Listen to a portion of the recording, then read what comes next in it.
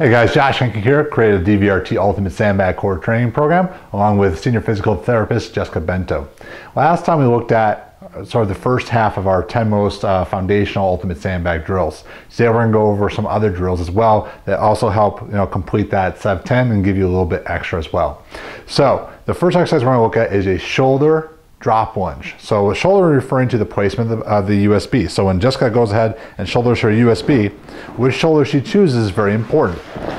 So if the USB is sitting on the right shoulder, she's going to actually drop step with the right foot. So creating a counterbalance by having the opposing shoulder with the opposing leg helps her create stability.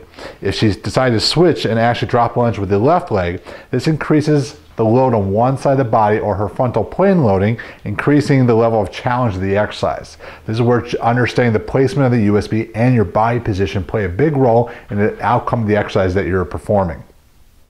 Now, leg threading is one of our favorite exercises because it teaches us many components of our movement skills at one time.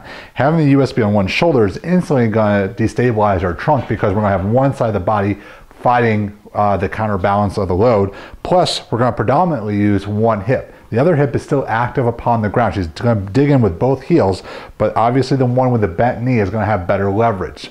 She's going to use her arm as an opportunity to teach her how to corkscrew that shoulder and to activate the lat to protect her shoulder for future exercises such as push-ups and pressing overhead. So as she bridges, she's going to slide the foot across laterally so she ends up in this nice side plank type position. This isn't a get up where she's trying to position herself to stand back up. Rather, she's bridging and sliding, and what she's going to do is pause at each of these segments so that she can maximize the benefit of each.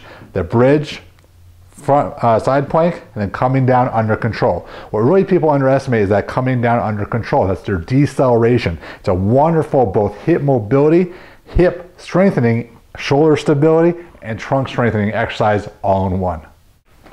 Coming down in the kneeling posture allows us to make a lighter USB feel much heavier. Because we're removing the lower leg from the equation, makes it much more demanding upon the hips, especially the glutes and the trunk, to stabilize the body. Make sure that you don't move in this posture and position. That doesn't mean that we don't use the lower body. What you want to make sure is that you're going to dig into your toes so that you want your toes digging in the ground, which will actually help you activate your hamstring and glutes.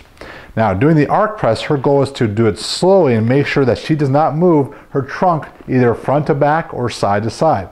The arm on the outside becomes the pressing arm, and as she transitions over the head, it transitions into the pulling arm.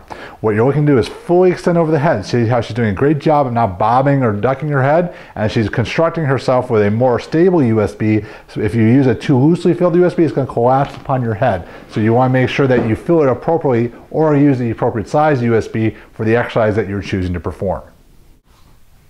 So one of our big features in our DVRT system is moving in different planes. So what we're going to do now is a rotational clean and press. Now, depending upon the size of the USB you're using, you may perform the exercise a little bit differently. On smaller USBs, you're typically going to grab the outside handles. You basically want to make sure that your arms, when the arms are up, are never too far in to the placement of the shoulder or too far out. If you perform your press and you're either too far in or too far out, you got to readjust either by grabbing different handles on the USB or re-cleaning the USB, typically especially upon larger USBs, so you're in the proper shoulder alignment. So in the case of the smaller one, Jessica's going to show you with our power bag.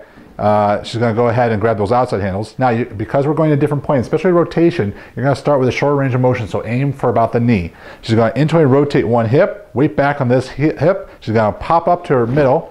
She's going to catch the weight. Now she's going to continue to rotate above the crown of her head. A lot of people try to rush through the process of this middle point, but it's very important because it allows you to set, think about what your intent is, and work on the press above the head. Not only are you working different planes, you're going to stimulate different muscles, and you're going to work on the different stability systems of both the trunk and the hip. As she rotates, one hip has to lock and the other one moves. So you're also getting a ton of glute activation, getting a ton of hip strengthening, lower back prevention. Now, to make an exercise more difficult, you don't necessarily have to go heavier. She can grab the same load in a larger USB. Notice now how she's grabbed the neutral position, because now she's going to have to get the USB upon her fist. So she performs the same movement.